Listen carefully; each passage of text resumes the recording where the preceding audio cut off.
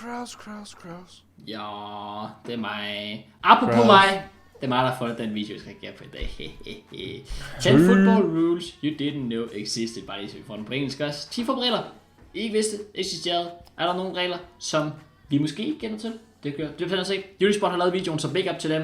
Sponsorerer os, hvis vi ser den. Og ja, vi tjekker med. Vi har Matt med.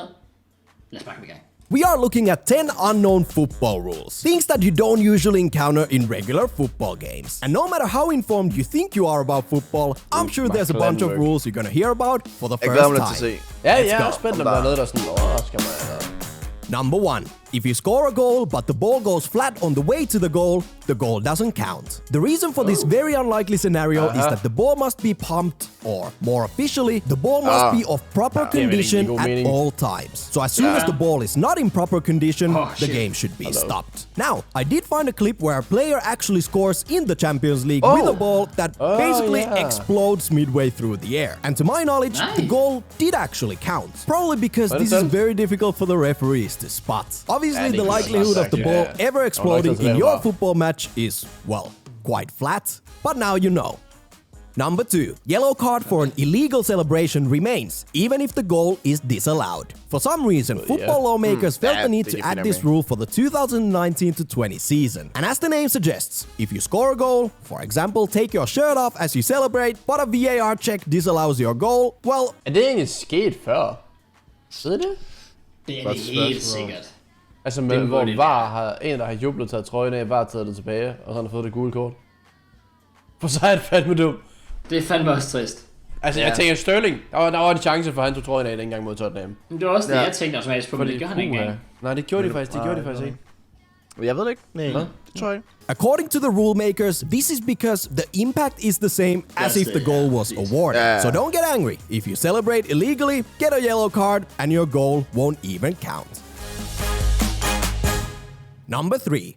You can be sent off before the match even starts. Now, you may or may not have been on the receiving end of a red card in your career. But from now on, just be aware that if you're acting like a complete fool already during warm-up, the ref has every right to dismiss you before the game is even kicked off. You could, for example, say something horribly offensive to the referee or a player from the other team. Or in the case of Patrice Evra, he was dismissed from the game after attacking a fan during warm-up in 2017. Once again, this is a rule most of us don't ever have to worry about, as long as you behave properly before and after kickoff. Number 4. The amount of players allowed to take penalty kicks in the shootout must be equal for both teams. In simple language, this means that if a player from Team A gets sent off during the actual playing time and we go to penalties, Team B then has to exclude one of their players from the shootout as well. This happened, for example, in the 2006 World Cup final between Italy and France. And I'll give you a bit of time to try and guess which player from Team Italy missed the penalty shootout because... Hvem misser straffespark? Altså, hvem der ikke skulle tage straffespark? Ja. Buffon, I guess. Det er noget, vel aldrig til. Ja, det siger han har noget erfaring, jo. Altså, jeg tror også, det er Buffon. Altså, det er vel ligesom det obvious, man gør, er det? Nå, jeg tror det var, fordi du vidste, Tjek. Nå, nej, jeg kan ikke huske det. Men okay, jeg ved ikke, om han svarer på det her. Det ligger også, at han skal svare på det. Ja, ikke også? Okay, please.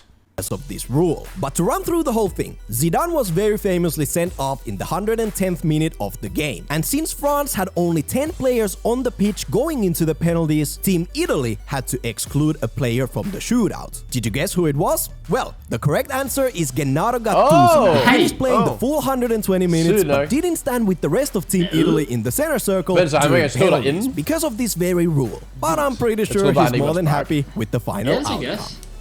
What? Number 5. You could start the game with just 7 players. We all know an official football game consists of 2 teams with 11 players each on the pitch. But before kickoff, if for whatever reason your team was short of players, you could technically start playing with just 7 players, which is the minimum requirement for the game to go on. For the same reason, in the 11-a-side game, your on-field team can get a maximum of 4 red cards. Fifth one would stop the game, as you would then have less than 7 players on the pitch. Keep in mind that this rule does not include substitute players. They can get as many red cards as possible. So as long as you have 7 legal players on the pitch, the game can get started and go on. although it would probably not be a lot of fun to start a game, already 4 players down. Wow, og så er der så en pussy som Arteta, som bare udskyder kampen, når vi godt kunne spille med 7. Altså, Præcis. wow. Dårlig stil. Dårlig stil. Ja, det var dårlig stil, hvis vi ikke lige har spillet sådan en 7-mandsformation. Arteta er det vil jeg gerne se. Number 6. No attacking players closer than 1 meter from the wall. This is another rule that was officially implemented in the game from June 1st, 2019.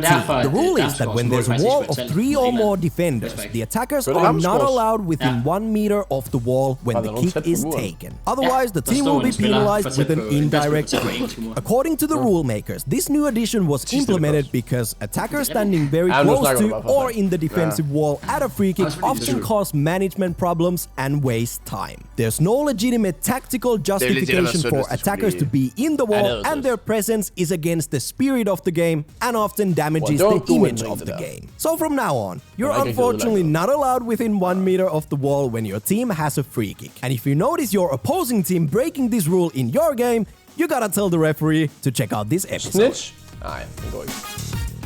Number 7. You can't score an own goal from a free kick or throw-in. In fact, you can never score an own goal directly with any kind of play that restarts the game, whether it's a free kick, corner kick, goal kick, throw-in, or penalty kick. But if you do play the ball into your own net, basically the ball crossed the goal line without anyone else touching it, and since your touch was the last one, a corner kick should be given to the opposing team. So to put it in simple language, if you take a free kick and score an own goal without anyone else touching the ball, as embarrassing as the moment would be, the goal shouldn't count. Again, this is one of those rules that you're most likely never gonna experience unless something insane happens. But regardless, it's a fun one to know.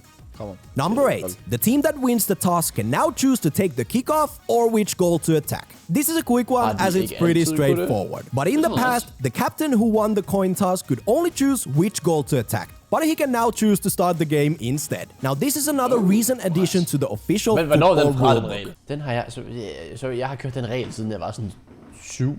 Ja, men jeg skulle lige til at sige, den har jeg tror det er før vores levetid, hvor det var. Det må det være, ja. Jamen, så skal det ikke sige, at vi ikke ved, at den eksisterer, når det har eksisteret hele vores levetid. Det er rigtigt. Men kan vi lade være til, hvordan ham dommeren der ude til højre, han kigger på sit andet. True. Det er altså bare en det er respekt.